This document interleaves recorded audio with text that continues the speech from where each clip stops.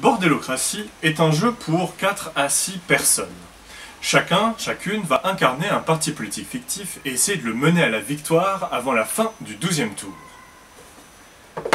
Tout d'abord, il est important de choisir son parti. Avec un système de cartes aléatoires, vous allez créer un nom de parti avec, sur sa gauche, un bonus de début de partie et sur sa droite, un petit défi à remplir pendant la partie. Le jeu se joue en enchaînant les tours qui sont chacun divisés en 2 phases. Une phase d'action et une phase législative. Pendant la phase d'action, chacun son tour, on va piocher 2 cartes action et en jouer une. Les cartes action sont de 4 types différents. Tout d'abord, il y a les cartes événements. Ce sont des événements qui arrivent au cours de la partie et qui vont modifier quelques éléments. Ensuite, il y a les cartes campagne. Les cartes campagne vont pouvoir influencer en augmentant votre popularité ou celle de quelqu'un d'autre, ou même de la baisser. Ensuite, il y a les cartes fraude. Et les cartes fraude, c'est pour frauder. C'est-à-dire, comme je vous l'ai dit, chacun pioche 2 cartes action et on joue qu'une seule. Sauf que les cartes fraude, vous en jouez quand vous voulez, autant que vous voulez. Enfin, il reste les dernières cartes qui sont les plus importantes, ce sont les cartes soutien. Les cartes soutien, ce sont des groupes de personnes qui vont soutenir votre parti, qui à la fois vont donner une couleur politique à votre parti, mais aussi vont lui apporter des voix supplémentaires à l'Assemblée nationale. Ces voix supplémentaires sont importantes pour la deuxième phase, la phase législative. Pendant la phase législative, vous allez voter sur des cartes lois. Ces lois sont la principale manière de gagner des points de victoire pour être le meilleur parti à la fin de la partie. À chaque tour, il y aura 2 cartes lois qui seront proposées. Ces cartes lois vont rapporter des points de victoire selon certaines conditions. Quand la personne qui est première joueuse ou premier joueur n'est pas président de la République, la personne va piocher 3 cartes lois, regarder dans sa main ces 3 cartes lois et en proposer une pour tout le monde. La deuxième carte loi est tirée aléatoirement sur le dessus du paquet des cartes lois. Ça fait donc 2 lois sur lesquelles voter. Si par contre, la personne qui est premier joueur ou première joueuse est aussi président de la République, eh bien dans cette situation, elle va piocher 3 cartes loi et elle-même en proposer 2. Il n'y a pas de loi supplémentaire qui est tirée sur le dessus de la pile des cartes loi. Une fois que les 2 cartes loi ont été proposées, c'est maintenant que tout le monde va devoir voter, soit pour, soit contre. Mais attention, petit truc, si vous votez pour une loi, vous pourrez alors voter seulement contre la prochaine. Vous pourrez à chaque tour voter pour une loi et contre la deuxième. Pour un vote, ce sont le nombre de députés, de parlementaires que vous avez à l'Assemblée qui vont être utiles. Et souvenez-vous, les groupes de gens, les soutiens qui votent pour votre parti vont augmenter votre nombre de voix. Et ces voix, eh bien, vont vous permettre de peser plus lourdement sur les votes. Puisqu'on ne prend pas en compte simplement une personne, une voix, mais on regarde combien de voix chaque personne a en fonction des soutiens, plus sa voix personnelle. Une fois que les votes ont été faits, on regarde si le pour obtient une majorité stricte. En cas d'égalité ou si le pour a moins de voix que le contre, la loi est simplement défaussée. Si par contre, une loi obtient une majorité de pour, eh bien elle est appliquée tout de suite. Toute personne qui remplit les conditions remporte les nombres de points de victoire qui est indiqué sur la carte.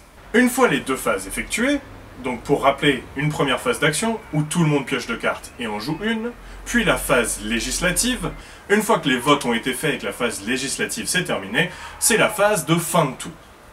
Pour la phase de fin de tour, il faut faire 2 choses avant de passer au tour suivant. Premièrement, on vérifie qu'on n'a pas plus que 6 cartes action en main.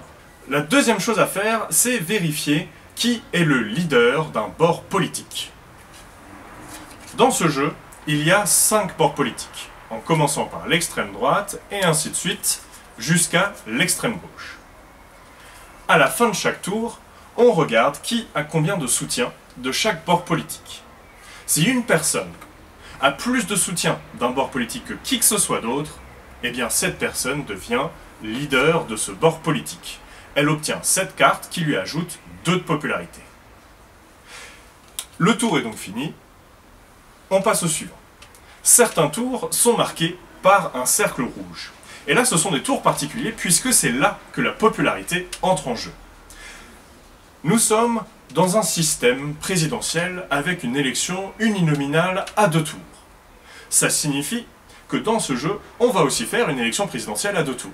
Et c'est là que la popularité est importante puisque, comme tout le monde le sait, l'élection présidentielle n'est qu'une élection de popularité. On regarde donc sur la piste de popularité les deux joueurs ou joueuses qui ont le plus de popularité. Ces deux personnes passent au deuxième tour. Au deuxième tour, vous l'avez sûrement constaté, il y a certaines personnes qui ont quand même un peu de popularité, mais qui ne sont pas candidats du deuxième tour. Eh bien, ces personnes-là sont obligées de soutenir un ou une des deux candidats qui restent.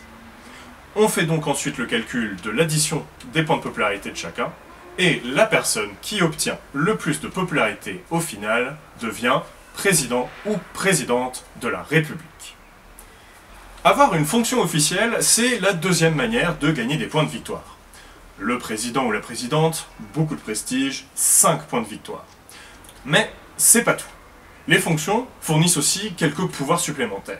Pour le président de la République, ou la présidente, une fois élu, il faut déjà se mettre au travail et former un gouvernement. Alors, un gouvernement, dans ce jeu, a été réduit à une seule et unique personne, le Premier ministre ou la Première ministre. Comme dans notre bonne vieille République, le président ou la présidente propose une personne comme premier ou première ministre. Ensuite, c'est à tout le monde, sauf le président ou la présidente, de voter pour ou contre la personne. Si le contre l'emporte, eh bien le président perd 2 points de victoire. Mais ensuite, on passe dans un round un peu spécial où chacun va donner ses voix à une personne et la personne qui reçoit le plus de voix devient Premier ministre ou Première ministre. Le pouvoir du Premier ministre. Maintenant, eh bien, c'est justement pendant cette phase législative. Lorsque le premier joueur ou la première joueuse a proposé sa carte parmi les 3 qu'elle a en main, le Premier ministre peut forcer cette joueuse ou ce joueur à récupérer la carte dans sa main et l'échanger avec une des 2 qui lui restaient. Quand c'est un tour spécial, où c'est le président ou la présidente qui est premier joueur ou première joueuse, eh bien cette fois-ci, le Premier ministre peut non seulement utiliser son pouvoir habituel de demander d'échanger une carte avec celle qui reste en main du président ou de la présidente, mais en plus de ça, le Premier ministre peut mettre son veto immédiat sur une des 2 cartes proposées par le président. C'est-à-dire que cette carte est immédiatement défaussée et on ne vote que sur une seule des 2 lois. Si vous avez plus que 3 amis, et que vous faites donc une partie à 5 ou 6, il va falloir rajouter des rôles spécifiques. Dans une partie à 5, vous allez jouer aussi avec le leader de l'opposition. Le leader de l'opposition est la personne qui a le plus de popularité sans être président ou Premier ministre. Cette personne récupère la carte en fin de tour, en même temps qu'on vérifie le leadership de chaque bord politique, et elle obtient quelques pouvoirs supplémentaires. Déjà, c'est 3 points de victoire. C'est plus que les 2 du Premier ministre. Ensuite, elle obtient des voix supplémentaires, comme toutes les fonctions le permettent. Et enfin, elle a un rôle spécial. À chaque fois que le président et le Premier ministre ne votent pas la même chose, donc que l'exécutif ne s'entend pas, ne s'accorde pas sur un vote, eh bien, elle gagne de la popularité et se rapproche donc un peu plus de la présidence. Pour une partie à 6 personnes maintenant, s'ajoute non seulement le leader de l'opposition, mais aussi le président du Conseil constitutionnel. C'est un rôle d'apparat qui permet au président de nommer immédiatement n'importe qui président du Conseil, de lui accorder 2 points de victoire et aussi un tout petit pouvoir. Pendant un mandat de 5 tours, le président du Conseil peut, une fois pendant le mandat, mettre son veto immédiat sur une loi qui vient d'être passée. Pour une partie express, celle que je vous recommande, vous commencez au tour 6 et non pas 1. Que ce soit une partie express ou une partie complète, c'est à la fin du 12e tour qu'on vérifie qui a le plus de points de victoire. Avec toutes ces règles, vous pouvez maintenant essayer de vous battre entre vous pour atteindre le sommet de la République et d'avoir le plus de points de victoire.